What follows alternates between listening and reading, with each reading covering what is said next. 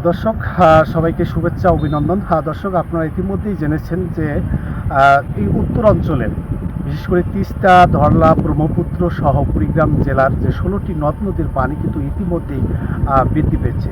ধীরে ধীরে সেটি কিন্তু বৃদ্ধি পেয়েছে এবং সেই ধরলা, বারোমাসিয়া এবং দুধকমল, নীলকমল এবং ব্রহ্মপুত্র সহ সবকটি নদীর পানি বৃদ্ধি পাওয়ায় নিম্ন অঞ্চলগুলো কিন্তু প্লাবিত হয়েছে এবং তীরবর্তী যে নদীর তীরবর্তী যে নিম্ন অঞ্চলের যেগুলো ফসল যেমন পাট, ভুট্টা ক্ষেত সেগুলো কিন্তু ইতিমধ্যেই তলিয়ে গেছে বলে আমরা একাধিক কৃষকের সঙ্গে কথা বলে সেটি কিন্তু আমরা জানতে পেরেছি।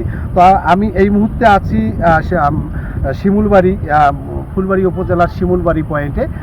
এই শিমুলবাড়ি পয়েন্টে আমি এসে এখানকার সঙ্গে মানুষের সঙ্গে কথা বললাম এবং এই যে শিমুলবাড়ি পয়েন্টে যেটি তথ্য পানি উন্নয়ন বোর্ড দিয়েছে যে পানির সমতল 29.72 মিটার, বিপদসীমা 30.87 মিটার, যা বিপদসীমার 115 সেন্টিমিটার নিচ দিয়ে প্রবাহিত হচ্ছে।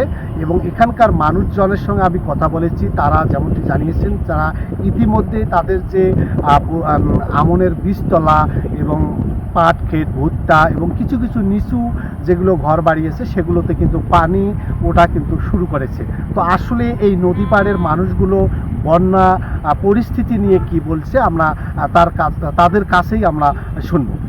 পানি বৃদ্ধি হয়েছে আমাদের ক্ষতি, সব সময় আমার আতঙ্ক থেকেই কখন কি হয়। এখানে আমাদের ক্ষেত আছে, সব সময় এমনভাবে পানি এসে খেতে তুলতে পারিনি। এবার আমরা যে এই অঞ্চলে যত কৃষক আছে তারা সবাই এবার দুর্যোগপূর্ণ, মানে আবাদের অবস্থা একেবারে খারাপ, মানে তুলতেই পারেনি পানির কারণে। এখনও পানি যে বাড়া আছে এলাকার লোক তত আতঙ্কিত আছে, কখন বাড়িঘর তলে যায়, কখন কি ভারত থেকে এটা সংবাদও শুনতে দেখছি পানি ছেড়ে দেবে, এটা ছেড়ে দেবে, গুজব। এই জন্যে আমরা দুশ্চিন্তা আছে এই এলাকার লোক। পানি বাড়তেছে, এখন বন্যা হচ্ছে, আমাদের তো মনে হতো খেত খেলা তাহাদি শোকে চলে গেছে।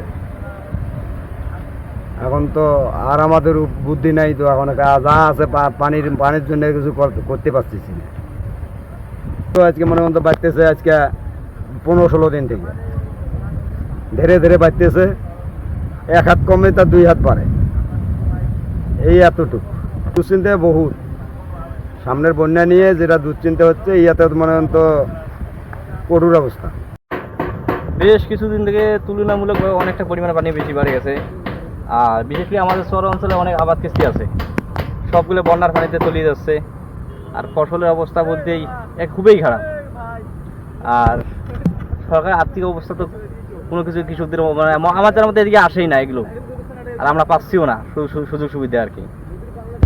মূলত আমরা ভুট্টা গেছে আমার এদিকে, সে বর্তমান ভুট্টার মৌসুম, ভুট্টা আমাদের তলিয়ে গেছে। এটাই হঠাৎ করে পানি বাড়ে আর তো আমাদের অসুবিধা হইবে, তখন আমরা এখন কি করব?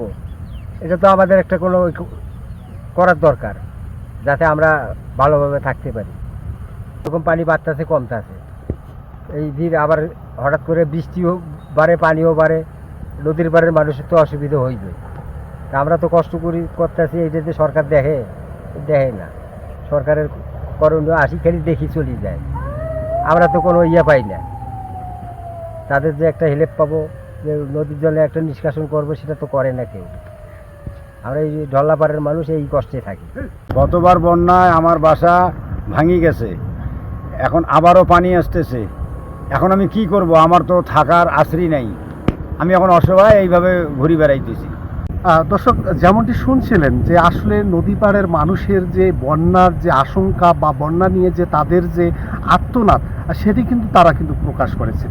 তারা কিন্তু ইতিমধ্যেই যে বন্যার যে আশঙ্কা নিয়ে তারা কিন্তু চরম দুশ্চিন্তায় কিন্তু পার করছেন।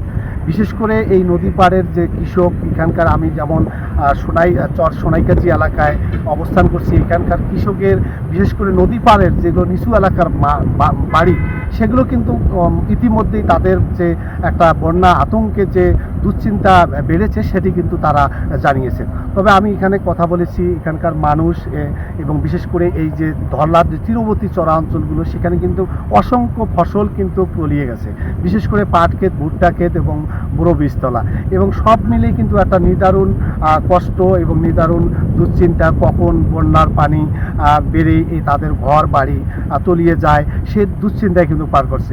তবে এই গত কয়েকদিনের যে ভারী বৃষ্টিপাত এবং উজানের ঢলে এই কুড়িগ্রাম জেলার ফুলবাড়ী উপজেলার ধল্লা সহ কুড়িগ্রাম জেলার 16টি নদ নদীর পানি বৃদ্ধি পাচ্ছে, সেই সঙ্গে নিম্ন অঞ্চলে প্লাবিত হয়ে কিছু কিছু এই নিচু এলাকার ফসলে তলিয়ে যাচ্ছে বলে আমরা জানতে পেরেছি। তো দর্শক, এই ছিল বন্যা পরিস্থিতি বা পানি বৃদ্ধির পরিস্থিতি নিয়ে সর্বশেষ খবর।